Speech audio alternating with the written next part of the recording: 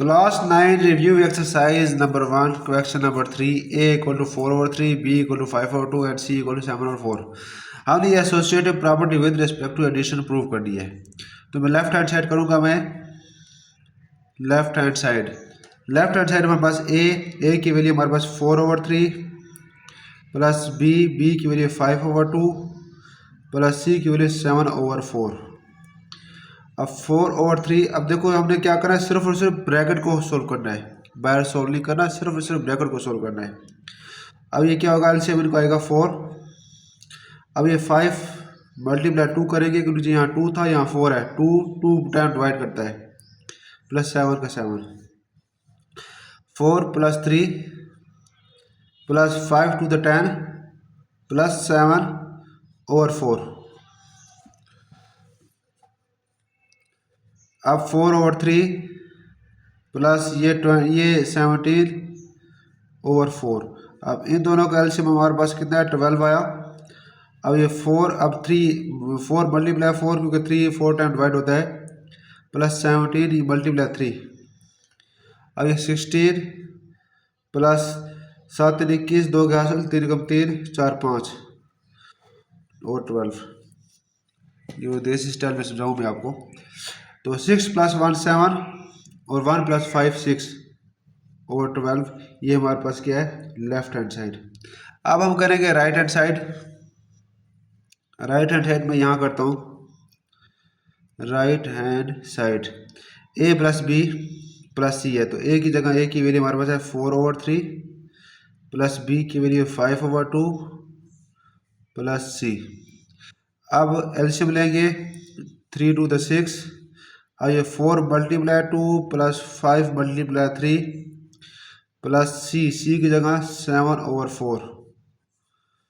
अब 4 to the 8, ये 15 over 6 plus 7 over 4।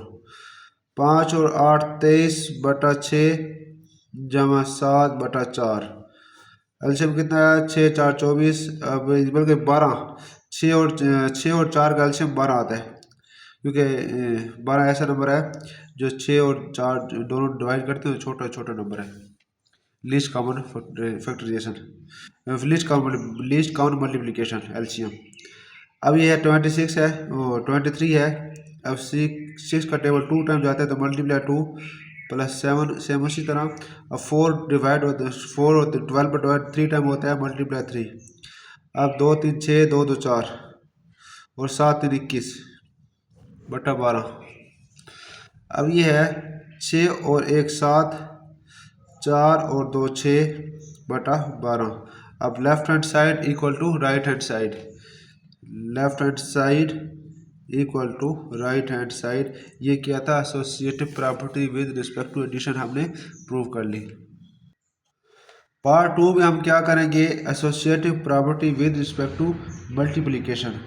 अब हम वैल्यू पुट करेंगे, a की वैल्यू हमारे पास क्या है 4 over 3, मैं लेफ्ट हैंड साइड कर रहा हूँ, मैं left hand side 4 over 3 into, अब b की वैल्यू हमारे पास है 5 over 2 मल्टीप्लाई c की वैल्यू है 7 over 4। अच्छा एक बात मैं आपको बताऊं, क्या इस 4 को इस 4 से मैं डिवाइड, इसको मैं कट कर सकता हूँ, इस 4 को इस 4 से, या इस 2 को इससे मैं कट कर सकता हूँ, कर तो सकता हूँ मैं, रियल हम कर सकते हैं, लेकिन हम नहीं, ऐसा नहीं करेंगे। क्यों नहीं करेंगे, क्योंकि फिर एसोसिएटिव प्रॉपर्टी नहीं रहेगी।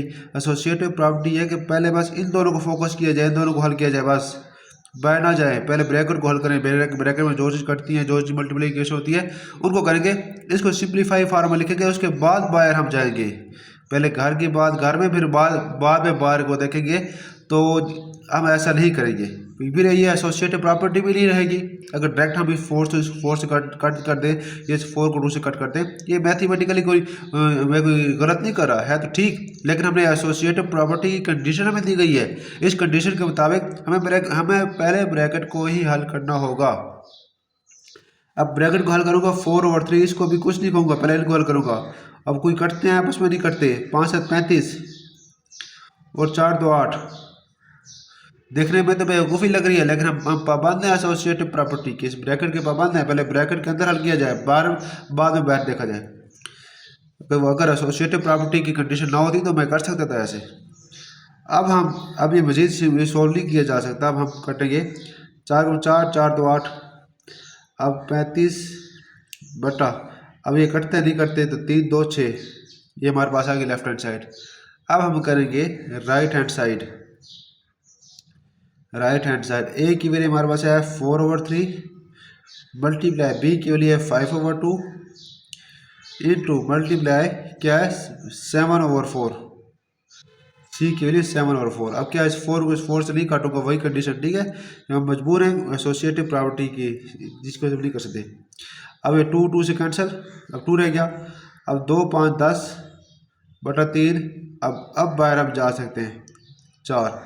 अब देखो हम कर सकते हैं, देखो 2 5 10, 2 2 4, 5 7 35 और 3 2 6, यानी left hand side equal to right hand side.